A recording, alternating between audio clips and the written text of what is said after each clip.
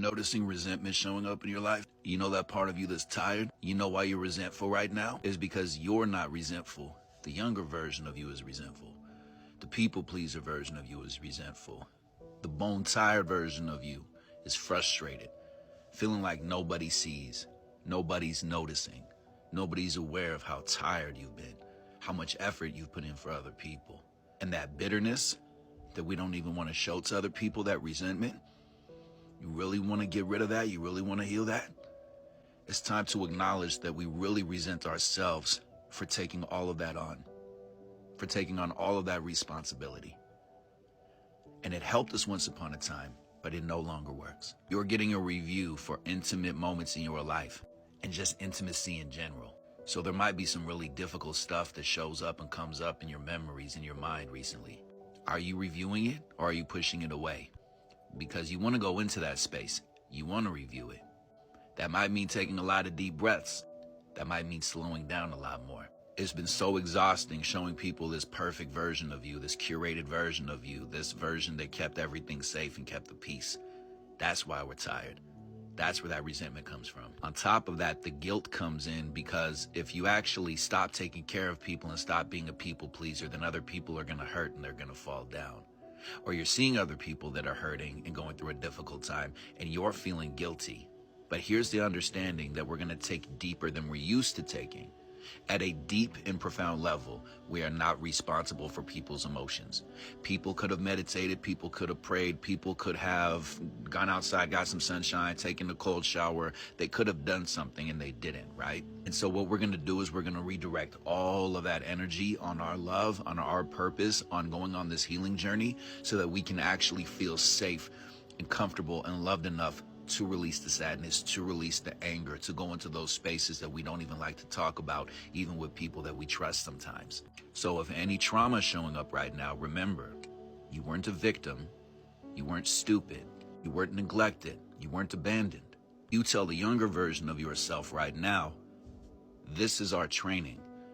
This was teaching us lessons. This is connected to our purpose.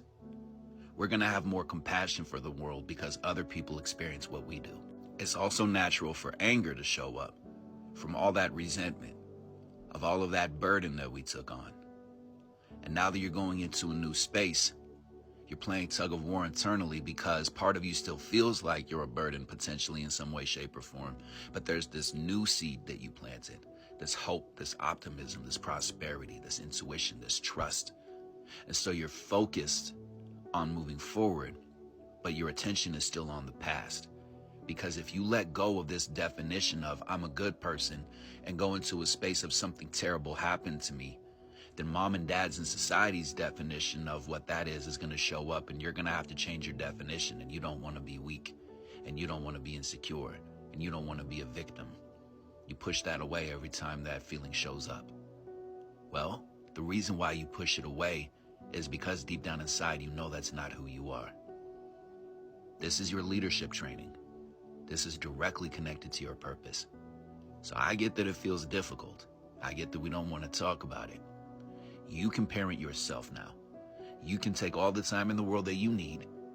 Let yourself know that you're loved. Let yourself know that you're safe. Let yourself know that you are seen, you are heard, and you deserve that, even if it's just you.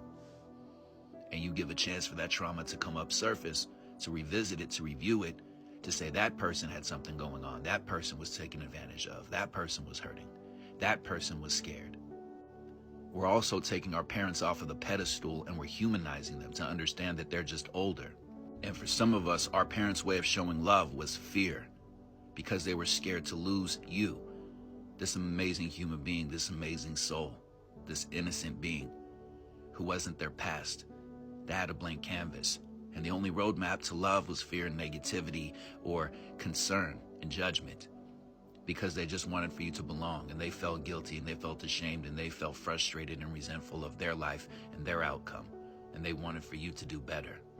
But they don't know how to communicate that because they've never been given that conversation.